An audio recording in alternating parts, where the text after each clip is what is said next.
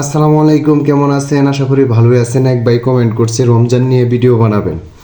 ভাই, রমজান মাস নিয়ে কি ভিডিও বানাবো? মঙ্গোলিয়াতে আপনার হালাল দ্রব্য খুঁজে পাওয়া খুব কঠিন। আমি পূর্বে অনেক ভিডিওতে বলছি, কিছু কিছু দোকান আছে যেখানে বলা হয় যে হালাল ফুড বিক্রি করা হয় এখানে। সেই দোকানগুলো আপনার খুব কম, মানে সবাই যে পাবেন এমনটা না, সবাই পাবেন না, অনেক দূরে পড়তে পারে। তো শহরের ভিতর কিছু পাকিস্তানের দোকান আছে, সেই দোকানগুলোতে ওরা বইলা বিক্রি করে যে হালাল ফুড। আদৌ হালাল ফুড কিনা আল্লাহ পাক জানে। এদের প্রসেসিংটা গরুর অন্যরকম। আপনাদেরকে একটু দেখাই যে গরুর মাংসের প্রসেসিংটা কীরকম। এই হচ্ছে গরুর মাংসের প্রসেসিংটা, মানে একটু হাতে নিয়ে দেখাই যে আপনি দেখতে পাচ্ছেন এখানে ভিজিয়ে রাখছি। এটা হচ্ছে শুধু মাংস, ঠিক আছে? এটা শুধু মাংস, কিন্তু এখানে আপনার কোনো হাড্ডি মাটি নেই। একটা গরু থেকে যখন শুধু গোস্ত করা হয় তখন কিন্তু একটু সমস্যা হয়। সমস্যা হচ্ছে কি, আপনি 100% শিওরও না যে এটা গরু মাংস, এরকম একটা সমস্যা। আবার হচ্ছে যে আপনার এটা কি খাইতেছেন, এটা কিভাবে হালাল পদ্ধতিতে জবাই করা হয়েছে কিনা সেটাও কিন্তু আপনি জানেন না। আসলে এই ইহুদি নাস্তিকদের কান্ট্রিতে যে আপনার থাকতে নিষেধ করা হয়েছে, কিসের জন্য নিষেধ করা হয়েছে আশা করি বুঝতে পারছেন। আবার গত 2 দিন আগে এক বড় ভাইয়ের এক ভিডিও দেখলাম, তিনি বলতেছে ইহুদি নাস্তিকের দেশে থাকলে সমস্যা কি, অনেক উদাহরণ অনেক কিছু তুলে ধরছে। এক কথায় বলা যায় সে অনেক সুন্দরভাবে উপস্থাপনা করছে। কিন্তু আমার কথা হচ্ছে, ইহুদি নাস্তিক যে কান্ট্রিগুলো আছে, যেগুলো কান্ট্রিতে আমাদের নন মুসলিম আর কি, আমরা যারা মুসলিম আছি, আদৌ কি সেফ? আমরা আদৌ সেফ না। আমাদেরকে বলতেছে এটা শুয়োরের মাংস না, কিন্তু শুয়োরের মাংস খাওয়াই দিচ্ছে। ভাই ধরেন অনেক আমাদের মুসলমানের মধ্যে অনেক দুষ্টামি ফাজলামি করে, এরকম পোলাপান আছে না, সেম তাদের মাঝেও এরকম পোলাপান আছে, তারা ধর্মটাকে এরকম ফাজলামি করে। ফাজলামি করে এরিয়া আমাদেরকে মিথ্যা বলে অনেক খাবারই খাওয়াই দিতেছে। আমরা কি করব? আমরা না বুঝে কিন্তু খাইতেছি। তো পূর্বে এই ধরনের আমার সাথে হয়েছে, আর এগুলো হবেই। ইহুদি নাস্তিকদের কাজই এটা। আপনি যেখানে যাবেন, এই দেখতেই পারতেছেন আমরা তৈরি করছি আপনার ভরা, তারপর হচ্ছে বেগুনি, আলুর চপ, গাজর, তারপরে আপেল, কমলা ইত্যাদি।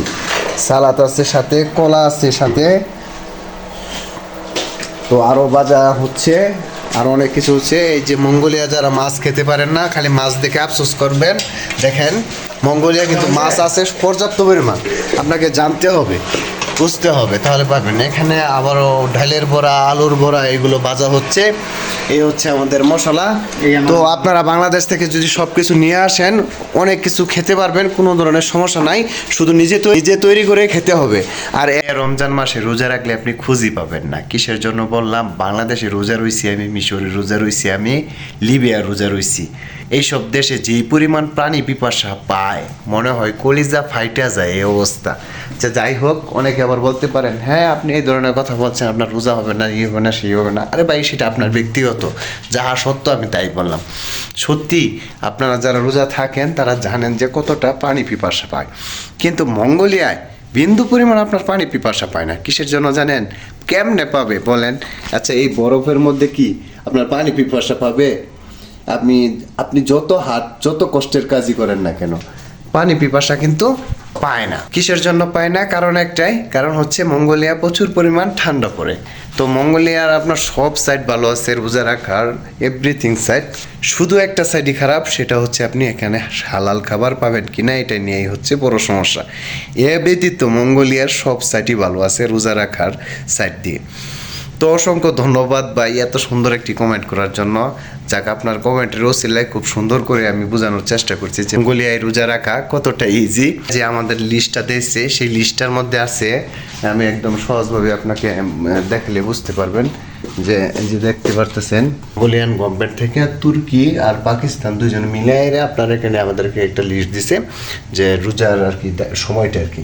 সেই সময়টা হচ্ছে গিয়ে সেহরির সময় আপনারা ধরেন 54, মানে 6টার কাছাকাছি, ঠিক আছে? মানে সকাল 6টার দিকে আপনার সেহরি খাবারের সময় লাস্ট সময় থাকবে। আর রোজা ভাঙবেন আপনি 6টা 30-এ। তার মানে কি 12 ঘন্টা, 12.5 ঘন্টা। আর যে আমরা রোজারাই খাইছি আরব দেশে, ওরে আল্লাহ, রোজা কয় কারে! আর এখানে তো কিছুই মনে হয় না। আমি রোজা থাকলে না আপনার মনেই হবে না, আপনার শরীর ক্লান্ত হবে না। রোজা রাখলে আপনার মুখ দিয়ে কথা আসে না। আর সেই জায়গায় আমি আপনাদের সামনে কথা বলতেছি, ভিডিও করতেছি, কোনো সমস্যা নাই। আবার সারাদিন কাজ করে আসছি। তো আজকে এই পর্যন্তই, সবাই ভালো থাকবেন। আশা করি আপনি উত্তরটা পেয়েছেন মঙ্গোলিয়া রোজার মাসে কিভাবে রোজা রাখে ইত্যাদি। আর আপনার তো দেখলেনি আমি রান্না করতেছি, এখন আল্লাহ পাকি জানেন এগুলো হালাল কিনা। আমাদেরকে হালাল বলে আমরা হালাল বলে কিনে নিয়ে আসি আর খাবার খাই, তবে আমি জানি কিনা আদৌ এটা হালাল কিনা, কারণ মঙ্গোলিয়ায় কোনো কিছু আমি উৎপাদন হতে দেখিনি। তো এখন গরম সিজন আসবে, গরম সিজন আসলে হয়তো বা কিছু কিছু জিনিস আমি উৎপাদন হতে দেখব, বাইরে যাব, ঘোরাফেরা করব, আপনাদেরকেও দেখাবো ইনশাল্লাহ। সবাই ভালো থাকবেন, আল্লাহ হাফেজ।